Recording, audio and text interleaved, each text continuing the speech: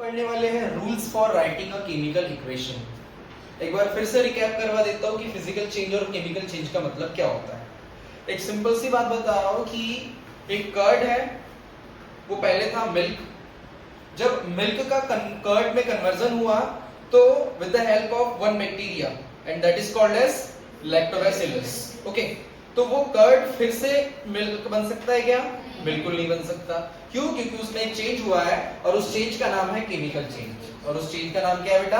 Chemical change. आप सभी को समझ में आ रहा है?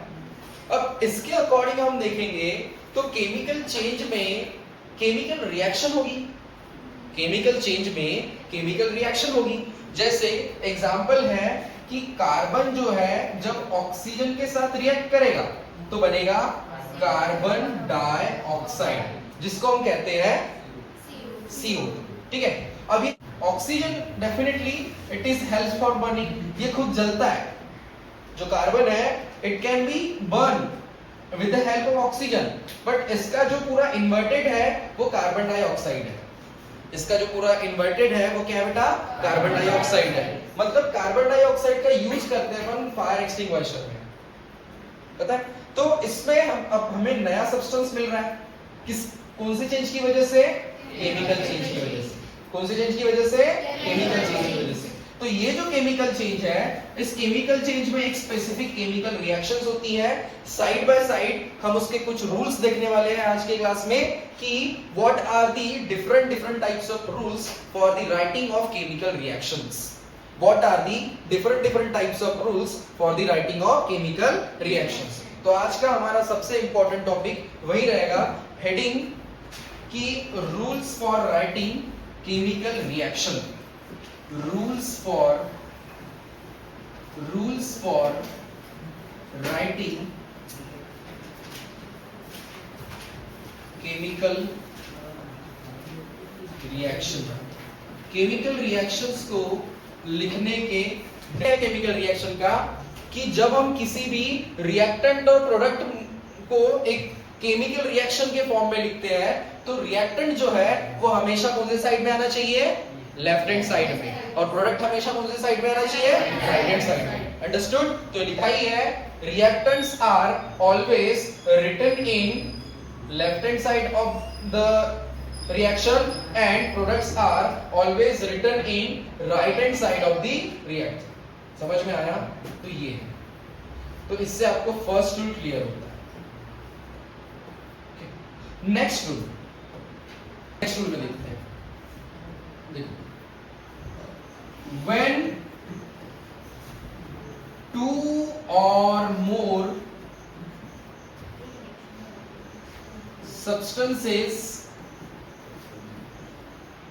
जिसको हम कहते हैं रिएक्टेंट्स केमिकल रिएक्शन में, are combine with each other, then they are separated by plus sign. उसको हम किससे सेपरेट करेंगे बेटा? प्लस साइन से। जैसे एग्जांपल कि अभी और एक एग्जांपल बता रहा हूं, A प्लस B आया तो ये दोनों सब्सटेंस है, समझ लो, कंसीडर करके ये दो सब्सटेंसेस है। जब ये दोनों कंबाइन हो रहे हैं इसका मतलब इसके बीच में जो साइन लिखे वो कौन सा लिखे बेटा? Plus sign. तो अगर नया प्रोडक्ट मिल रहा है केमिकल रिएक्शन में तो डेफिनेटली ये क्या होगा? C होगा। पर अगर ऐसा हो कि A प्लस B, ये B प्लस C हो रहा है तो ये भी एक केमिकल रिएक्शन है। तो रिएक्टेंट अगर देखो एक दूसरे के साथ क्या हो रहे हैं, जैसे एग्जांपल इसको जोड़ो, B प्लस C को हटा दो तो ये B प्लस C को हटा दो, यहाँ पे बन रहा है A प्लस B जिसमें C प्लस D आ रहा है। तो देखो यहाँ पे दो नए प्रोडक्ट मिले, ठीक है? यहाँ पे कितने प्रोडक्ट मिले अपने को? दो नए प्रोडक्ट। जैसे अब इस रिएक्शन का एक एग्जांपल बता रहे हैं अपन। पहला है न्यूट्रलाइजेशन रिएक्शन। तो जब क्या होता है, जब HCl की रिएक्शन होती है NaOH के साथ, HCl की रिएक्शन होती है तो क्या NaOH के साथ तो क्या बनता है? ये OH इस H के साथ मिलेगा और क्या बनेगा? सबसे पहले H2 और ये NaCl एक दूसरे के साथ कंबाइन बन जाएगी। तो देखो यहां से ये जो दो रिएक्टेंट है, मतलब रिएक्शन करके दो सेपरेट प्रोडक्ट बन गए, बनेगी नहीं, तो उनको सेपरेट करने के लिए एक प्लस साइन लगता है, तो जो आपके सामने दिखाई देगा। सो हम बोल सकते हैं कि when two or more substances are combined with each other, then they are separated by plus sign. तब उनको कौन से साइन से सेपरेट करते हैं बेटा? प्लस साइन से। समझ में आया? अरे समझे क्या? अब ये हो गया। फिर उसके बाद नेक्स्ट रूल, ये सेकंड रूल हो गया। नेक्स्ट रूल देखिए, थर्ड रूल, ठीक है। Always mention a physical state of the substance. मतलब कोई सब्सटेंस अगर सॉलिड है तो उसको हम डिनोट करेंगे स्मॉल एस से, अगर लिक्विड है तो उसको हम डिनोट करेंगे स्मॉल एल से, और अगर गैस है तो उसको हम डिनोट करेंगे स्मॉल जी से। किसे डिनोट करेंगे बेटा? स्मॉल जी से। तो ये हो गया सॉलिड और ये गैस, स्मॉल जी। तो ये तीन एग्जाम, मतलब ये थर्ड रूल हो गया। मतलब always mention a specific physical state of the substances. तो जिन सब्सटेंसेस में कोई सब्सटेंस सॉलिड हो सकता है, कोई सब्सटेंस लिक्विड हो सकता है, और कोई सब्सटेंस गैस हो सकता है। जिसमें कोई सब्सटेंस सॉलिड हो सकता है, कोई सब्सटेंस लिक्विड हो सकता है, और कोई सब्सटेंस गैस हो सकता है। अगर सॉलिड है तो स्मॉल एस, अगर लिक्विड है तो स्मॉल एल, और गैस है तो स्मॉल जी। सॉरी, एग्जांपल है कि हाइड्रोजन अगर ऑक्सीजन के साथ रिएक्ट होता है, मतलब दो ऑक्सीजन मॉलिक्यूल के साथ रिएक्ट होता है, तो ये डेफिनेटली बनाएगा H2O। चलो इसको बैलेंस करते हैं हम। तो कितने हाइड्रोजन है यहाँ पे बेटा? 2 है, और यहाँ पे ऑक्सीजन कितना है? 2। तो 2 बनाने के लिए आगे से हमें 2 से मल्टीप्लाई करना पड़ेगा। अब देखो 2 जा कितने हो गए हाइड्रोजन? 4, तो 4 हाइड्रोजन। अब हाइड्रोजन जो है एक स्पेसिफिक स्टेट है उसकी, और जिस स्टेट को हम क्या बोलेंगे? गैसियस स्टेट मान लो। और ऑक्सीजन की स्टेट क्या है बेटा? गैसियस। तो ये बन गया क्या? Liquid state. मतलब इसके सफिक्स में ये स्टेट्स मेंशन करते हैं, ठीक है। अब देखो 4 ये जो है तो स्मॉल एस से डिनोट करो, लिक्विड है तो स्मॉल एल से डिनोट करो, और गैस है तो स्मॉल जी से डिनोट करो। आप सभी को समझ में आया? हाउ मेनी रूल्स अभी तक के हमने देखे? सबसे सारी ऐसी रिएक्शन होती है जिसमें हीट इवॉल्व भी होती है बेटा, और हीट एब्जॉर्ब भी होती है। जिसमें हीट इवॉल्व भी होती है और हीट एब्जॉर्ब भी होती है। जैसे एग्जांपल अगर मैं बात करूं कि जैसे when, पहला फोर्थ रूल है, when heat is released, तो जब हीट रिलीज होती है तो उसको डिनोट करते हैं अपवर्ड एरो से, ठीक है।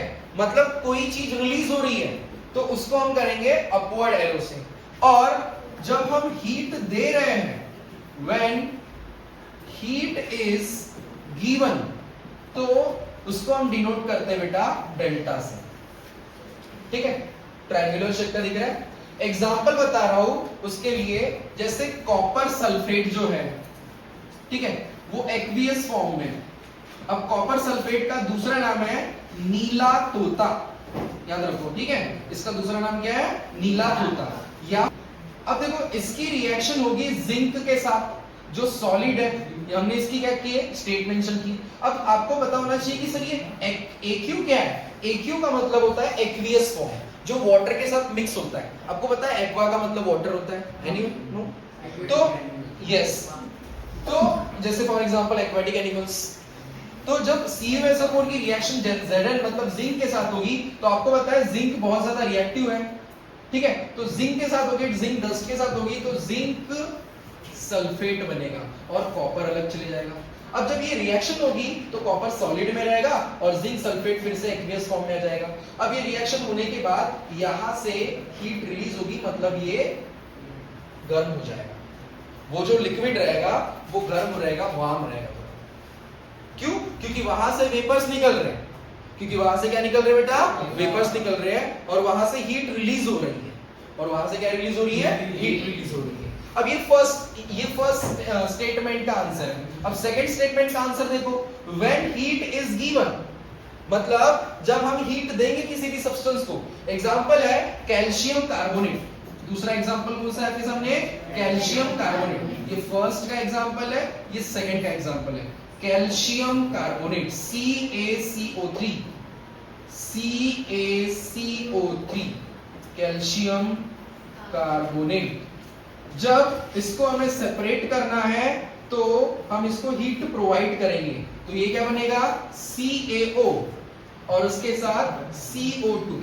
मतलब देखो एक सिंगल प्रोडक्ट, एक सिंगल सब्सटेंस से दो नए नए हमें क्या मिले बेटा, सब्सटेंसेस मिले। मतलब ये है calcium oxide, this is known as the calcium oxide and this is the carbon dioxide, and this is the carbon dioxide. देखो दो चीजें मिली अपने को, एक मिला कैल्शियम ऑक्साइड और दूसरा मिला कार्बन डाइऑक्साइड। बैलेंस करो, रिएक्शन बैलेंस है क्या, 3 ऑक्सीजन 3 ऑक्सीजन, एक कार्बन एक कार्बन, दो, एक कैल्शियम एक कैल्शियम। तो देखो रिएक्टेंट में कितने सब्सटेंसेस दिख रहे हैं हमें, एक, जो कौन से साइड में है बेटा, लेफ्ट हैंड साइड में, और प्रोडक्ट में हमें कितने सब्सटेंसेस दिख रहे हैं, दो, जो कौन से साइड में है, राइट हैंड साइड में। आप सभी को समझ में आ रहा है। तो जब हम किसी भी सब्सटेंस को तोड़ेंगे, मतलब डिकम्पोजिशन की रिएक्शन करेंगे, तो उसमें हमें हीट देना पड़ेगा। और अगर सपोज ये डेल्टा का साइन है आपके पास दिया हुआ, तो समझ लेना कि यहाँ पे हमने हीट प्रोवाइड की है, और अगर अपवर्ड एरो है तो वहां से हीट रिलीज हो गई है। सो ये रूल नंबर कौन सा था, this is the rule number 4। ठीक है, अरे समझे क्या, good. Next rule number 5। Rule number 5 की अगर हम बात करेंगे तो रूल नंबर 5 बोलता है that you are giving on the reaction। मतलब अगर आप टेम्परेचर दे रहे हो तो कितना टेम्परेचर दे रहे हो, प्रेशर दे रहे हो तो कितना प्रेशर दे रहे हो। अगर मैं बात करूंगा कैटलिस्ट की, तो कैटलिस्ट अगर प्रोवाइड हो रहा है तो हाउ इट इज। अगर हम देखेंगे कि एक स्पेसिफिक कंडीशन अगर हमें अप्लाई करना है, तो रूल नंबर 5 आता है,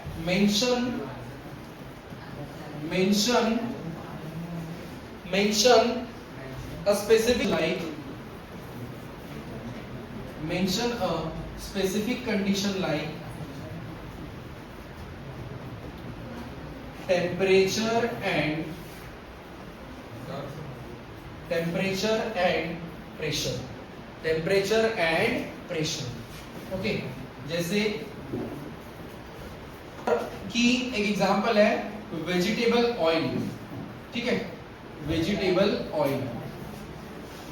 ऑयल में एक्सेसिव फैट होता है, वो लिक्विड के फॉर्म में होता है। जब वो हाइड्रोजन गैस के साथ रिएक्ट करेंगे उसको, जिसको हम इसमें हाइड्रोजन गैस में, तो वो टूटेगा और उसका कन्वर्जन हो जाएगा वनस्पति घी में, और उसका कन्वर्जन किस में हो जाएगा, वनस्पति घी में, जिसको हम टेम्परेचर देते हैं बेटा 60 डिग्री सेल्सियस, और एक कैटलिस्ट की जरूरत पड़ती है, निकल कैटलिस्ट।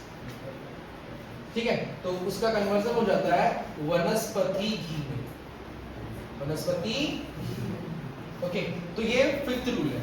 मतलब इसके साथ टेम्परेचर भी अगर है तो टेम्परेचर भी दो, प्रेशर अगर आ रहा है तो प्रेशर मतलब प्रोवाइड करो, कंडीशन स्पेसिफिक कंडीशन मेंशन करो, या फिर उसमें कैटलिस्ट भी आ रहा है तो कैटलिस्ट भी आप प्रोवाइड कर सकते हो।